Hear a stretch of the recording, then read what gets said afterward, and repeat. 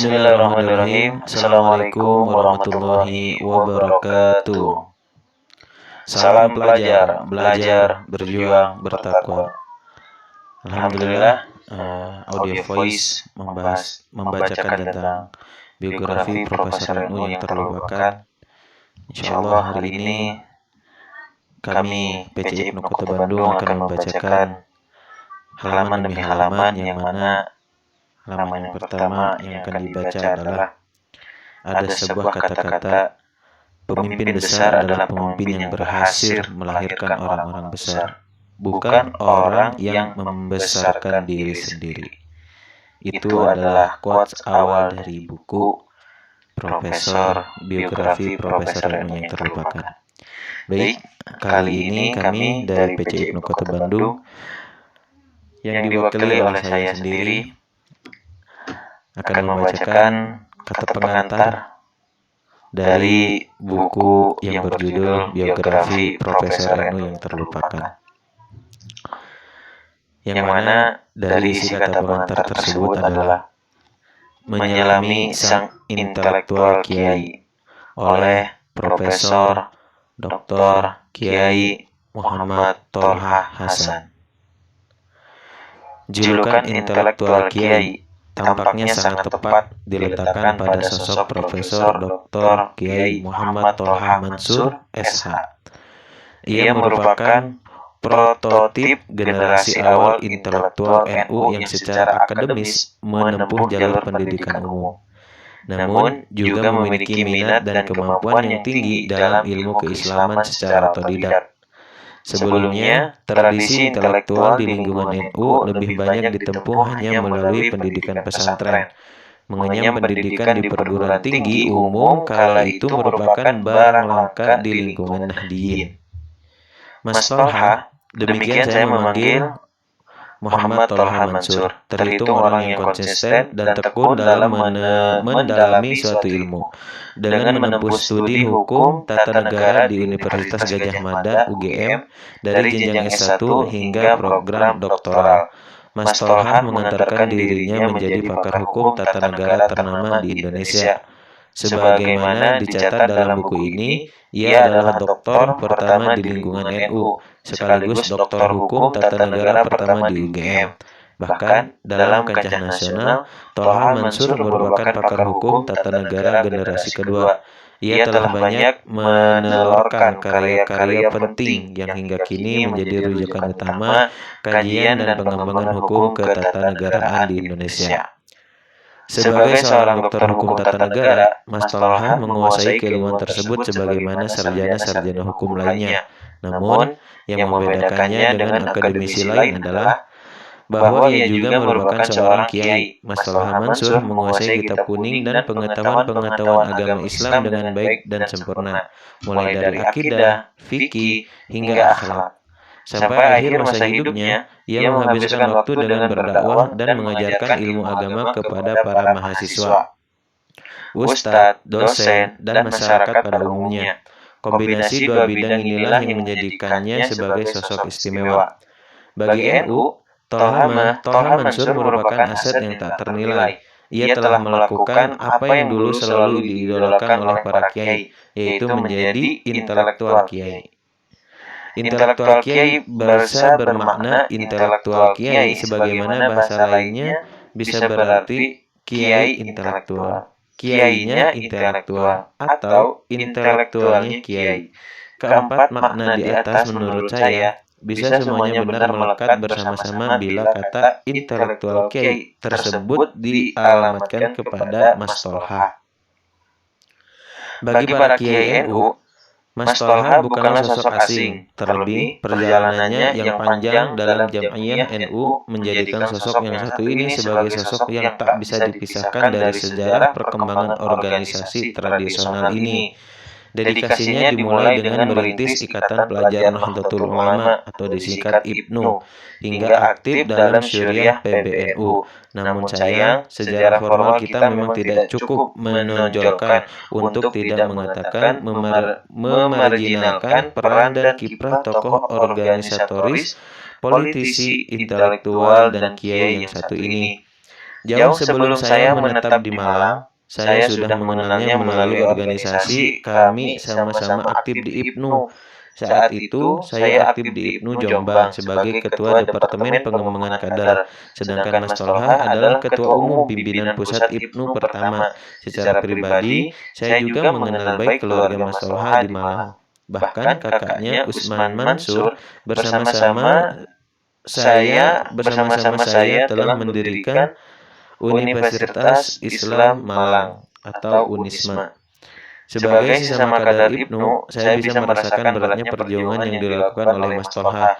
Dalam pendiriannya, IPNU akan dijadikan sebagai wadah bagi santri, pelajar umum, dan mahasiswa. Karenanya, keberadaan IPNU di pesantren adalah sesuatu yang penting.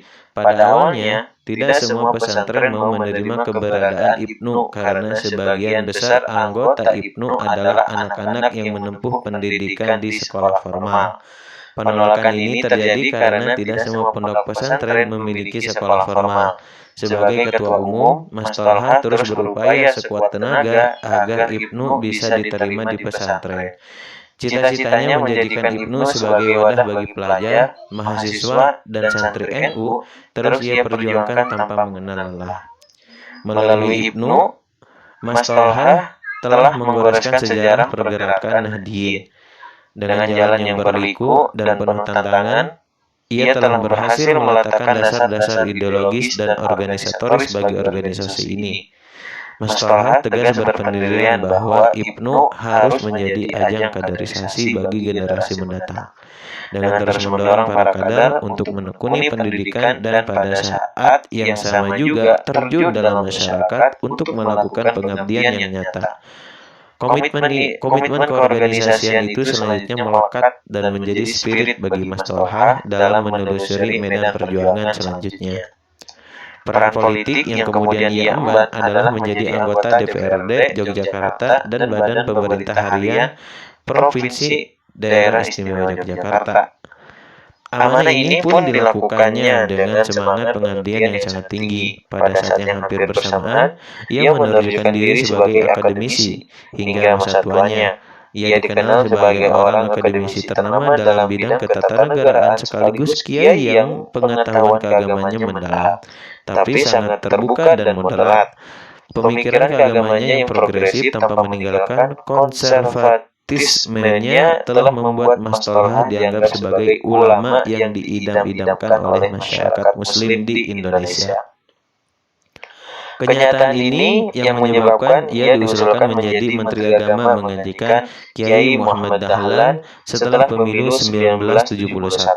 Saat itu ada beberapa tokoh intelektual NU yang muncul antara lain Mr. Kusnu, Tolha Mansur, Subhan Z.E., Yahya Ubaid, dan Mahbub Junaidi. Dari beberapa tokoh di atas, saya memandang Mas Tolha mempunyai kelebihan dan tipologi yang berbeda dengan yang lain, karena dia menguasai kitab kuning dan berbagai masalah kepesantrenan di satu sisi, dan menguasai hukum tata negara sesuai dengan bidang akademisinya di sisi yang lain.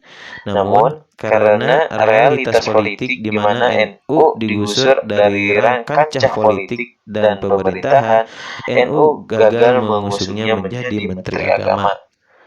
Ada beberapa sikap dan pandangan Mas Tolha Mansur turut memengaruhi pemikiran saya sampai sekarang.